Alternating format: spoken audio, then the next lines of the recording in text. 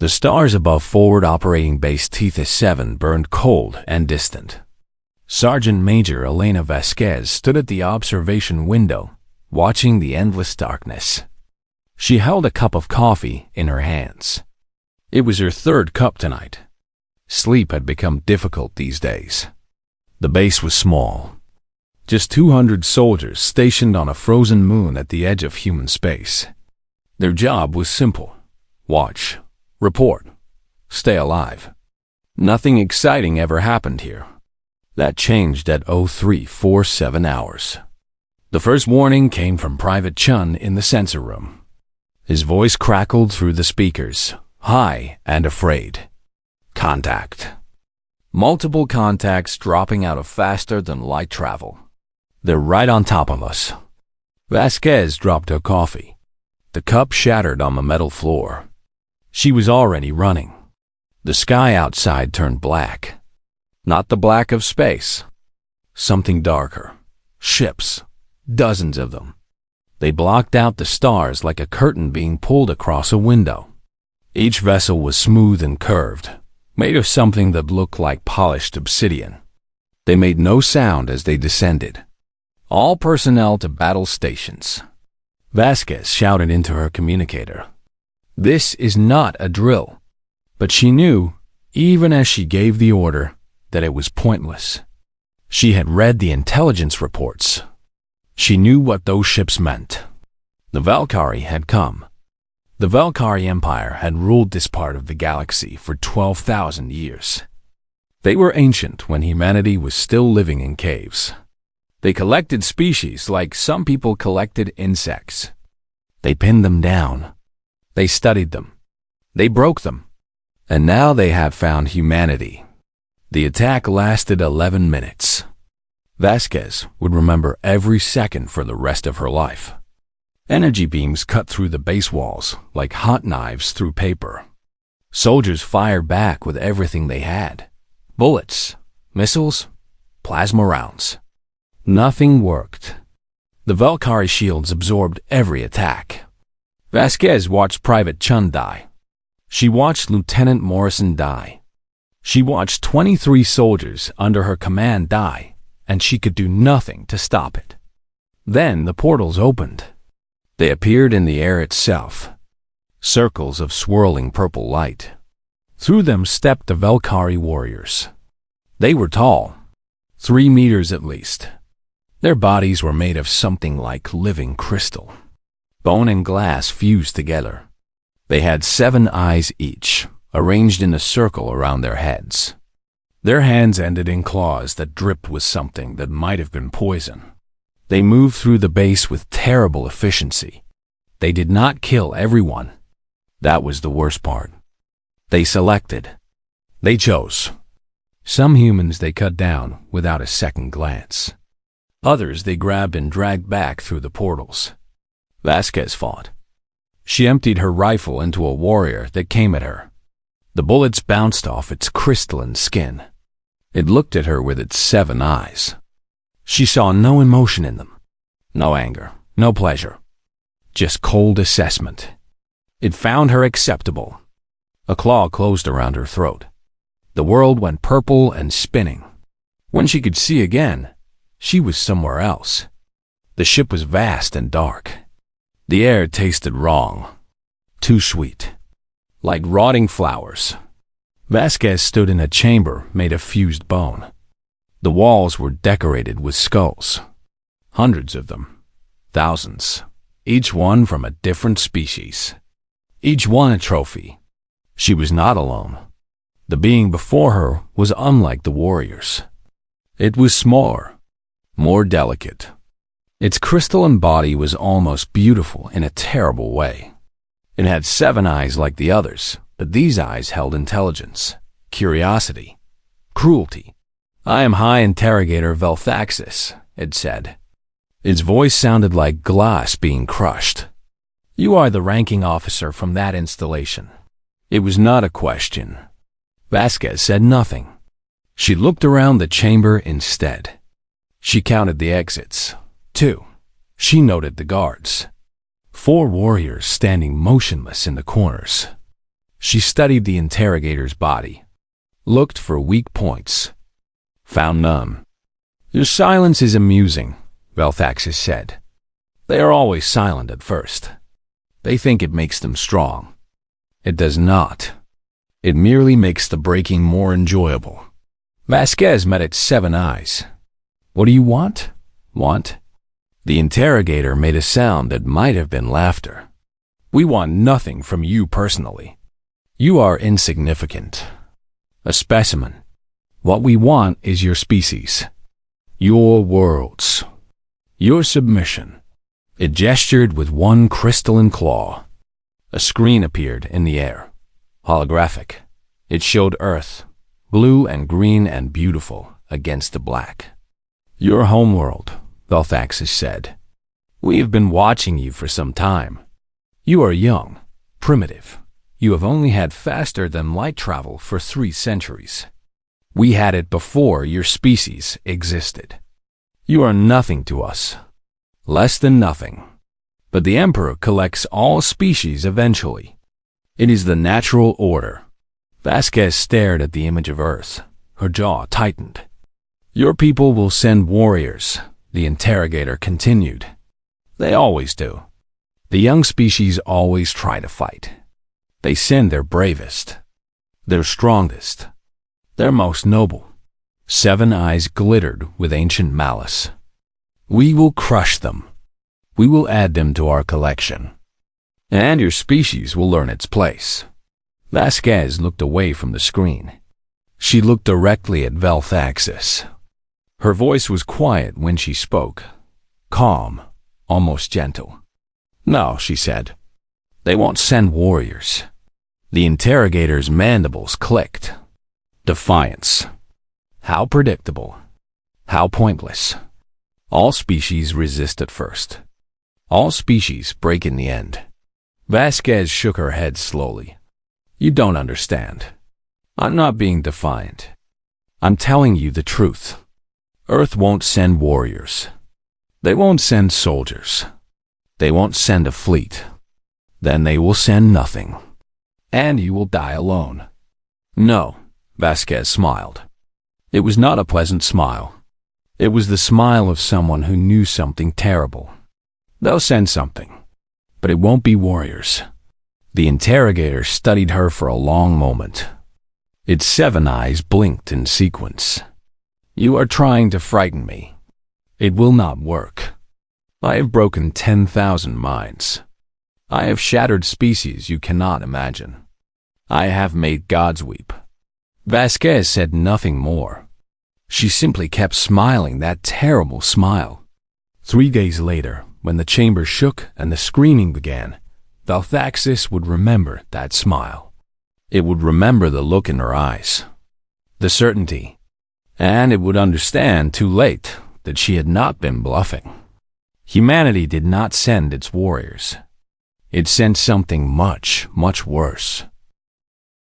Earth received the transmission 47 hours after the attack on Tethys 7. It arrived on every channel, every frequency. Every screen on the planet lit up at the same moment. People in Tokyo saw it while eating breakfast. People in New York saw it in the middle of the night. People in London saw it during their morning commute. The whole world stopped and watched. The image showed a throne room. The walls were made of bone. Real bone. Fused together into patterns that hurt the eyes. Thousands of skulls decorated every surface. Some were small. Some were massive. All of them had once belonged to living things. In the center of the image knelt Elena Vasquez. Her face was bruised. Her uniform was torn. But her eyes were clear, defiant, unbroken. Behind her sat the Emperor of the Valkyrie. He was enormous, 4 meters tall at least. His body was made of pure crystal, darker than the obsidian ships that had attacked the base. Great wings spread from his back, each one covered in smaller skulls like decorations. His 7 eyes burned with light the color of dying suns. Humanity, the Emperor said. His voice shook buildings. Children cried. Dogs howled.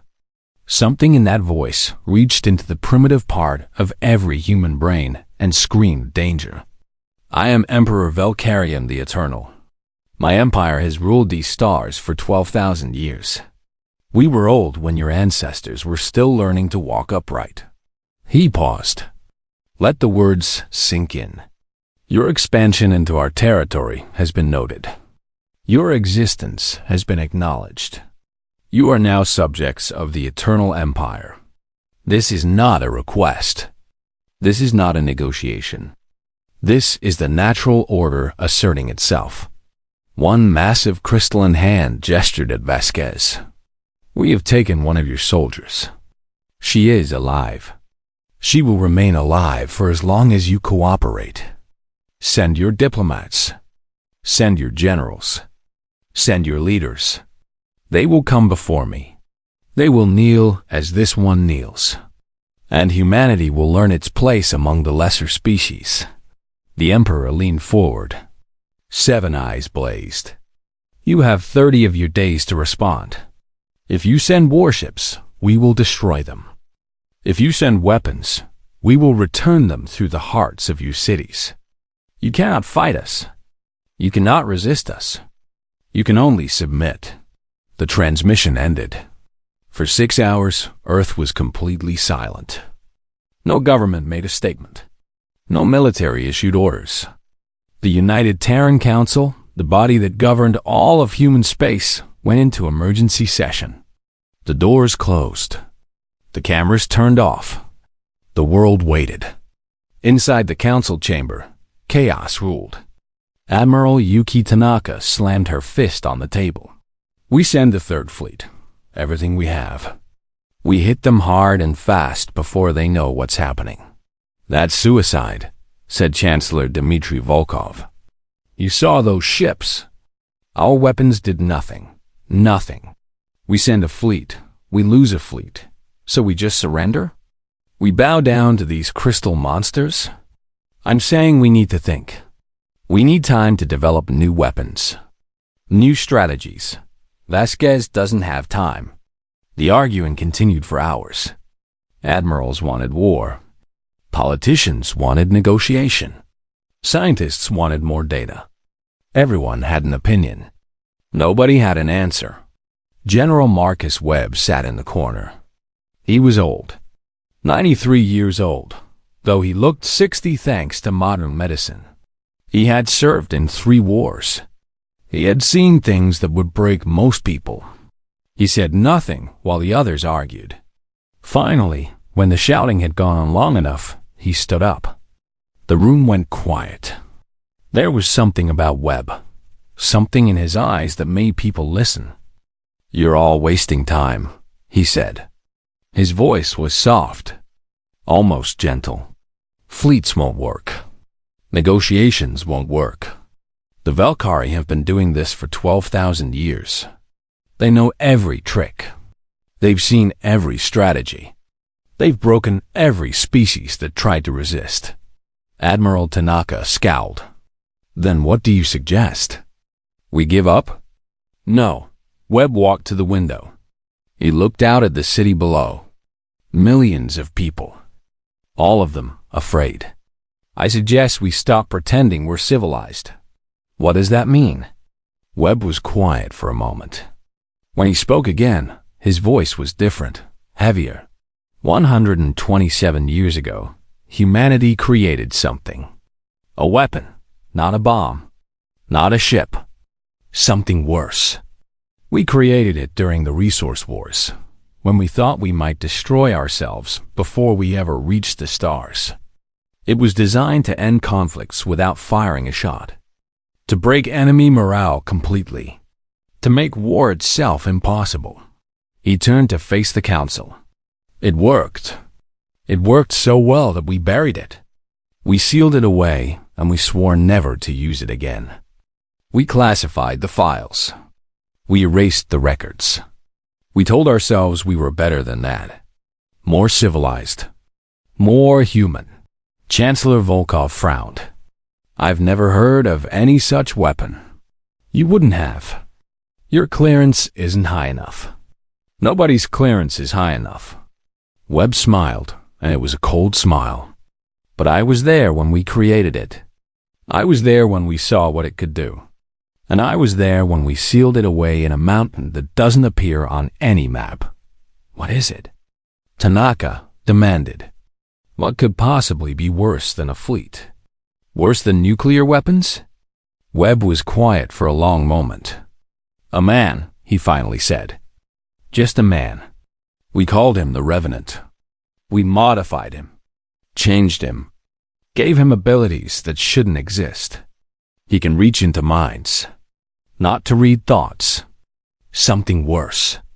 He can make you feel. He can make you understand. He can take every terrible thing humanity has ever done and pour it directly into your consciousness. The room was silent. Every war, every genocide, every child that died crying for their mother, every person who was tortured, every injustice, every cruelty, all of human history, all of human suffering, concentrated into a single moment of perfect, absolute understanding. Webb's eyes were distant, remembering. The test subjects didn't survive. Their minds couldn't handle it. They had never experienced real despair, real grief, real human darkness. It destroyed them. And you want to unleash this thing on the Velkari? Volkov whispered. The Velkari have ruled for 12,000 years because they've never faced true opposition. They've never met a species that knew how to suffer, how to endure, how to carry pain and keep walking. Webb walked toward the door. We have. It's what made us what we are. He stopped at the doorway. I'm not asking for permission. I'm informing you of what's going to happen. By the time you vote on this, it will already be done. He left. 3 hours later, in a facility beneath a mountain that didn't exist, a cryopod that had been sealed for over a century began to warm. Inside it, something that had once been a man opened its eyes and smiled. The Velkari Armada floated in the darkness between stars. 300 ships, each one a fortress of obsidian and death. Together, they had conquered 1,000 worlds, broken 1,000 species. They feared nothing in the universe. Center Officer Krethval was bored. He had served on the flagship for 200 years. He had seen countless species try to fight back. They always failed. The early days were sometimes exciting. Ships, battles, the screams of the dying. But it always ended the same way. Submission or extinction. Humans would be no different. His sensor console beeped. Krethval looked down with mild interest. A small contact. Very small. Moving slowly toward the Armada. Report, commanded Fleet Master Verthex. Single vessel, Fleet Master. Shuttle class. No weapon signature. No shields. It appears to be drifting. A surrender envoy? Unknown. There is no communication. No identification signal. It simply approaches. Verthex's mandibles clicked with annoyance. Scan it. Krethval ran every scan the ship possessed. The results made no sense. Fleet Master, the scans are contradictory. The vessel appears empty, but there is something inside. A power source. Biological. I cannot identify it. A trap? Unknown. The vessel is too small to carry significant weapons. No radiation signatures. No explosive materials. Verthex considered. His 7 eyes narrowed. Send a boarding party. Find out what the humans are playing at. 3 warriors were dispatched. The best of the best. Each one had killed hundreds of enemies. Each one was fearless. They docked with the small human ship. They cut through the airlock. They entered the darkness inside. The ship was old. Very old. The design was primitive. Metal walls. Basic lighting.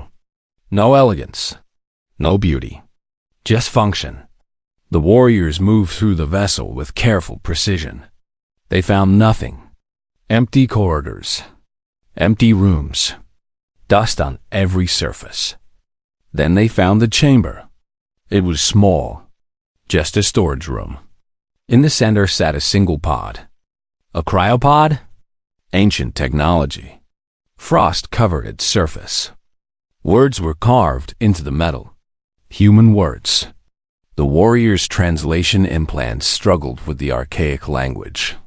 Finally, the words resolved. Here sleeps the consequence. The lead warrior transmitted the image back to the flagship. Fleetmaster, we have found something. A stasis pod. Human. There appears to be someone inside. A prisoner? An offering? Unknown. The inscription is unusual. On the flagship, Verthex studied the image. His mandibles clicked thoughtfully. Open it?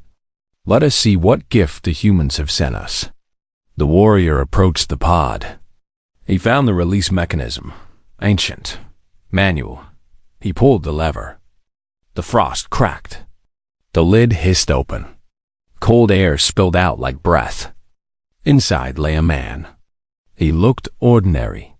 Completely ordinary. Middle-aged. Dark hair with streaks of gray. A face that could belong to any human. He wore simple clothes. Nothing special. Nothing threatening. The warrior leaned closer to examine the specimen. The man's eyes opened. They were wrong. The eyes were wrong. They looked like human eyes, but behind them was something else. Something vast. Something terrible. Something that had no business existing in a mortal shell. The warrior met those eyes. And then he felt it. It started as a whisper, a distant cry. Then it grew, louder, closer, 1,000 voices. 1,000,000. 1,000,000,000. Every human who had ever suffered. Every human who had ever died in pain. Every mother who had lost a child. Every child who had lost everything. The warrior saw trenches filled with bodies. He saw cities burning. He saw children walking into gas chambers. He saw slaves dying in mines. He saw prisoners rotting in cells. He saw 100,000 years of human cruelty, human grief, human endurance. He felt it all. Not as images. Not as stories. As experience. As memory. As if it had all happened to him personally. The warrior's crystalline heart stopped.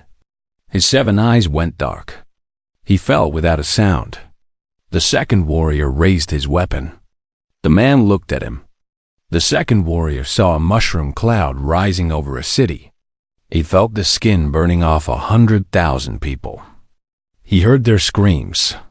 He experienced their confusion, their terror, their final moments of hopeless agony. He fell. The third warrior tried to run. The man caught his arm. Just a touch. Just a moment of contact. The third warrior lived through the Black Death. He experienced the Inquisition. He felt what it was like to be burned alive for believing the wrong things. He suffered through every plague, every famine, every massacre that humanity had ever inflicted upon itself. His mind shattered like glass. The man stepped out of the cryopod. He stretched. His joints cracked. 127 years of sleep. A long time. He looked at the 3 fallen warriors. No anger, no satisfaction. Just observation. You took one of ours, he said quietly. He picked up a weapon from one of the bodies. Examined it. Figured out how it worked. Simple enough. Then he walked to the airlock. He stepped through the connection tube. He entered the Velcari shuttle that had brought the warriors. The shuttle's controls were different from human technology, but the principles were the same. He figured them out quickly. He was good at figuring things out. They had made him that way. As the shuttle detached and began moving toward the flagship, he thought about what waited ahead. 300 ships, thousands of warriors, the Emperor himself. It didn't matter.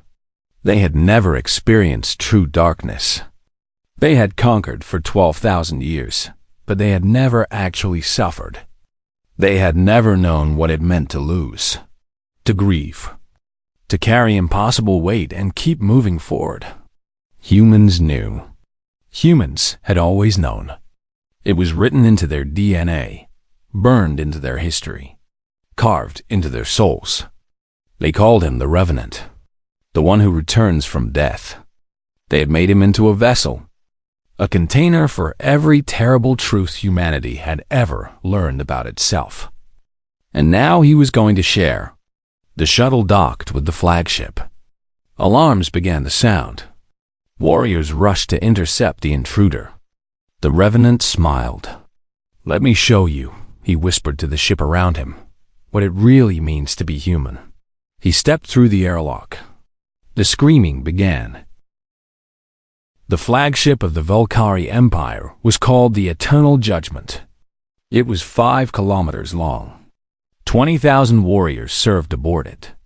It had never been breached, never been threatened. For 8,000 years it had been the symbol of absolute power. Now it was becoming a tomb. The Revenant moved through the corridors like smoke. He did not run. He did not hide. He simply walked, calm, patient, inevitable. Warriors came to stop him. They died, not from weapons, not from violence. They died from understanding. A squad of elite guards cornered him in a junction. 7 warriors, the best-trained soldiers in the Valkyrie military. They raised their weapons. They fired. The Revenant didn't dodge. He didn't need to. He simply looked at them. The first guard experienced the Irish famine, not as history, as reality. He felt his stomach eating itself. He felt his children dying in his arms. He felt the despair of watching ships full of food sail away while his people starved. The second guard lived through the middle passage, chained in darkness, surrounded by death, stripped of name, identity, everything that made existence bearable. The third guard experienced Hiroshima, not from a distance, from the center. He felt his body become light, become heat, become nothing. One by one they fell, their crystalline bodies untouched, their minds destroyed. The Revenant stepped over them and continued walking. Word spread through the ship. Panic followed. Warriors who had never known fear began to understand it. They barricaded themselves in rooms. They disabled the lights, thinking darkness might protect them. They prayed to gods they had conquered millennia ago. Nothing helped. The Revenant found them. He always found them. And when he did, he shared his gift. He showed them the trenches of the First World War, mud and blood and poison gas, young men dying by the millions for lines on a map. He showed them the Holocaust, the systematic destruction of human beings, the efficiency of cruelty, the bureaucracy of murder. He showed them Rwanda, neighbors killing neighbors, 1 million people dead in 100 days, machetes and hatred and the failure of the world to care. He showed them everything, every genocide, every atrocity, every moment of darkness in human history. But that was not the worst part.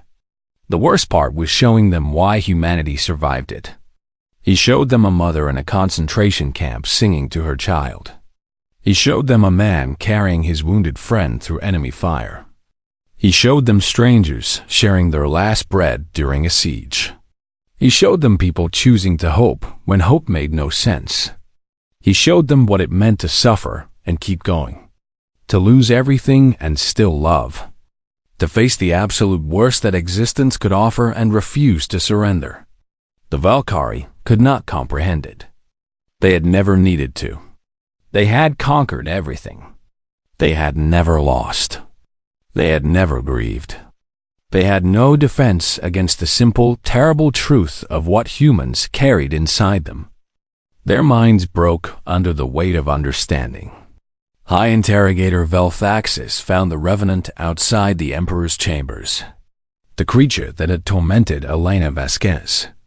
The being that had broken 10,000 minds. It tried to run. "Please," it begged. Its voice was high and thin with terror. "Please, I can help you. I can give you information. I can free your soldier. Whatever you want. Whatever you want." The Revenant stopped walking. He looked at the interrogator with those terrible, patient eyes. "You collect species," he said softly. "You put them in cages. You break them for entertainment.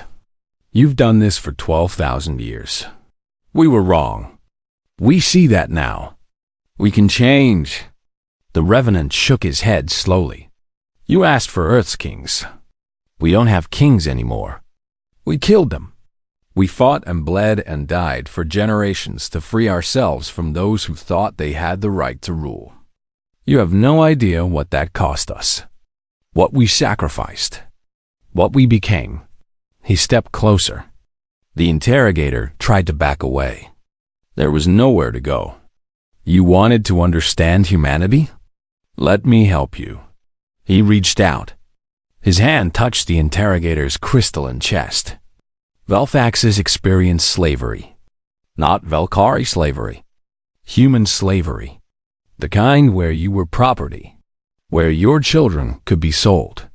Where your body belonged to someone else. Where you had to smile while your soul screamed. Then it experienced freedom. The fight for it. The death for it. The generations of struggle. The tiny victories. The crushing defeats. The refusal, always the refusal, to accept that this was how things had to be. It experienced what it meant to be human. To be small and mortal and afraid. To know that you would die and your children would die, and everything you built would crumble to dust. And to love anyway. To hope anyway. To fight anyway. Velfaxis collapsed. Its 7 eyes wept crystalline tears. Its body shook with sobs it had never known it could feel. "This," the Revenant said, looking down at the shattered being, "is what made us. This is what you tried to conquer. You never had a chance." He stepped over the interrogator's body. The doors to the throne room stood before him, massive, ancient, covered in the skulls of conquered species. He pushed them open. The Emperor waited inside. Valkyrian the Eternal, ruler of 1,000 worlds. 12,000 years of conquest made flesh. The Emperor rose from his throne of bone. His wings spread wide. His 7 eyes blazed with ancient power. "So," the Emperor said, "this is what humanity sends. One man, one mortal creature. Do you think you can challenge me? I have ruled since before your species existed. I have broken gods. I am eternal." The Revenant looked up at the towering figure. "No," he said simply. "You're not. Nothing is eternal. We learned that a long time ago.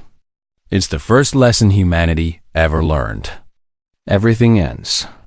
Everyone dies. Everything you love will turn to dust." He smiled. It was almost gentle. "You've never understood that, have you? You've never had to face it.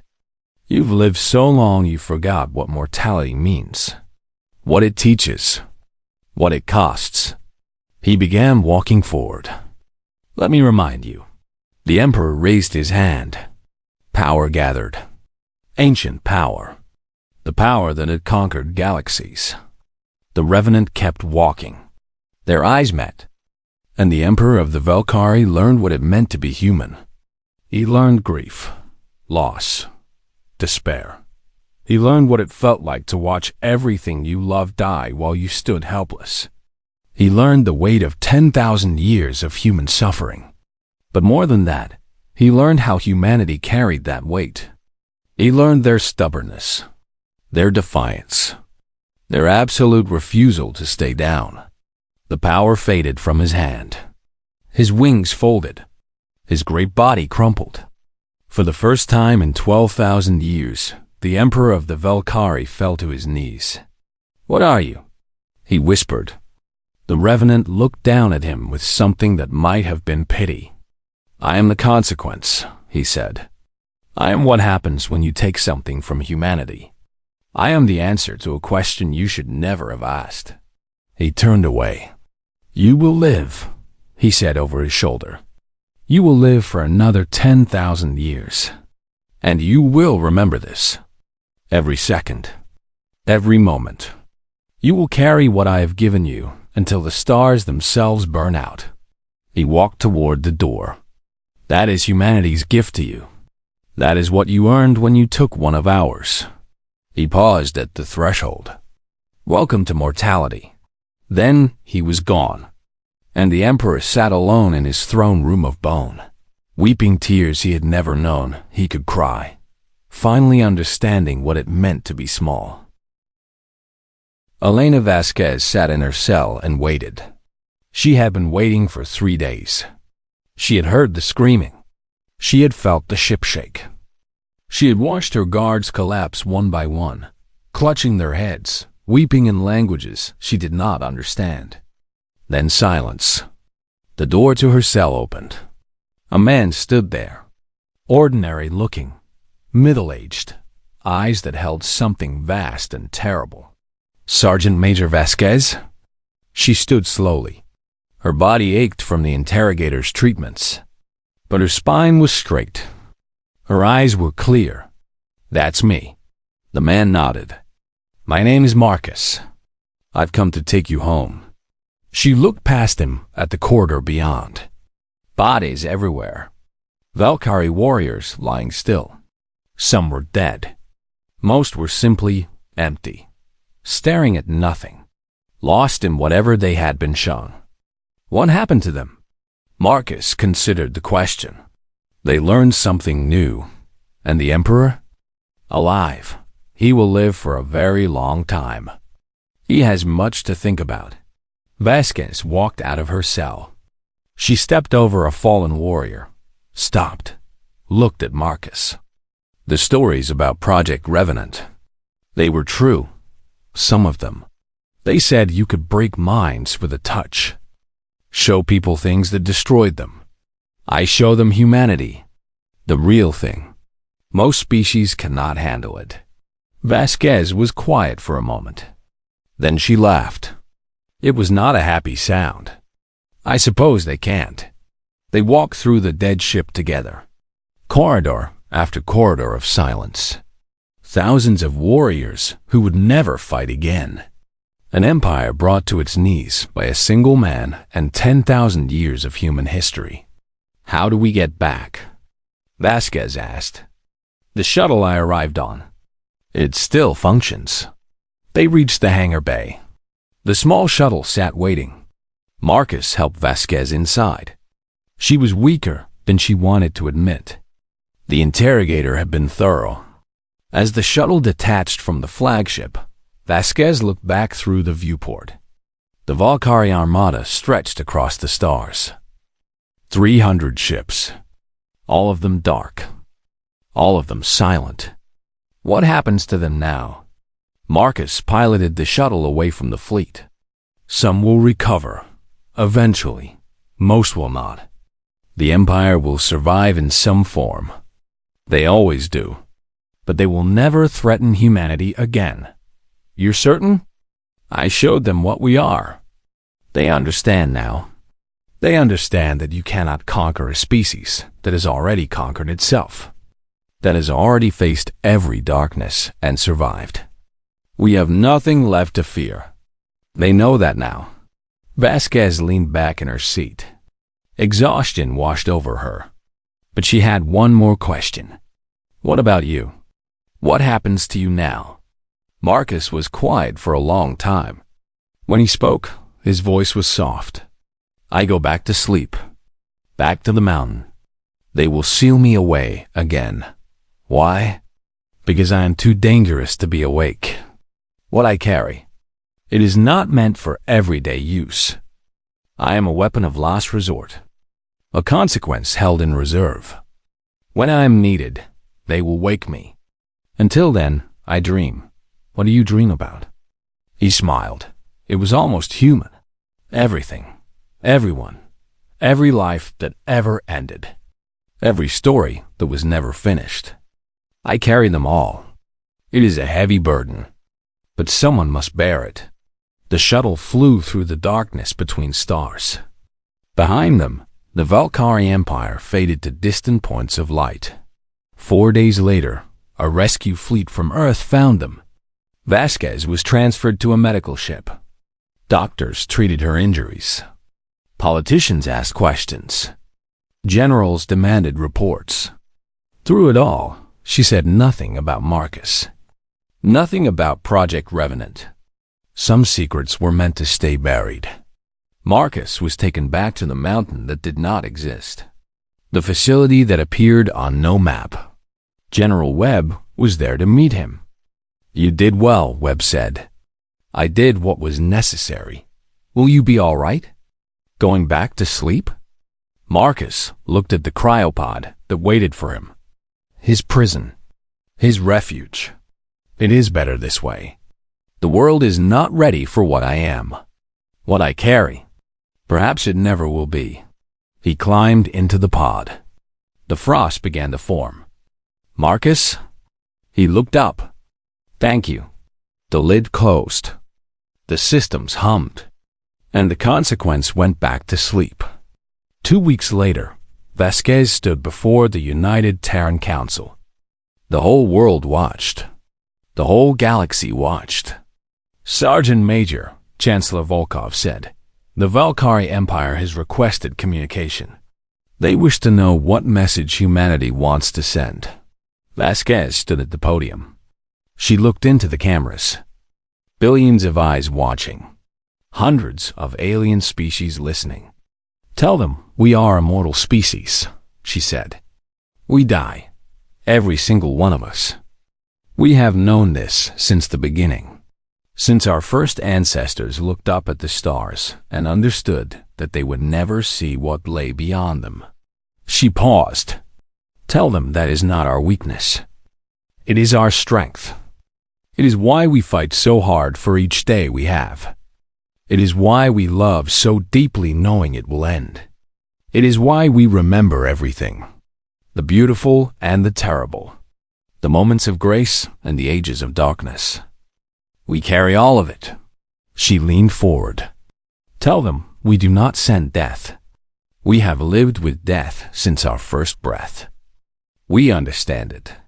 We accept it. We are not afraid of it." Her eyes were hard. "Tell them we send consequence. Tell them we send the weight of human experience. Tell them that if anyone ever takes one of ours again, we will send it again, and again, and again, until the message is clear." She stepped back from the podium. "Tell them to remember what they learned. Tell them to remember what it felt like to understand us. Tell them that we will be watching. We will be waiting. And we will never, ever forget." The broadcast ended. Across the galaxy, species who had watched the fall of the Valkyrie Armada sat in silence. They looked at humanity differently now. Not with contempt, not with amusement. With respect. With caution. With fear. Because they understood now what the Valkyrie had learned too late. Humanity was not just another young species stumbling among the stars. Humanity was something else entirely. Something that had been forged in suffering, tempered in darkness, made unbreakable by the simple fact of their mortality. They did not fear death. They were death. And they were also life, hope, defiance, the stubborn refusal to surrender no matter what the universe threw at them. They were human, and the galaxy would never make the mistake of forgetting that again. In a mountain that did not exist, in a facility that appeared on no map, Marcus slept. He dreamed of 10,000 years of human history. He dreamed of every tear and every triumph. He dreamed of the weight he carried, and he smiled in his sleep, because he knew the truth. He was not the weapon. Humanity was the weapon. He was just the messenger, and the message had been delivered.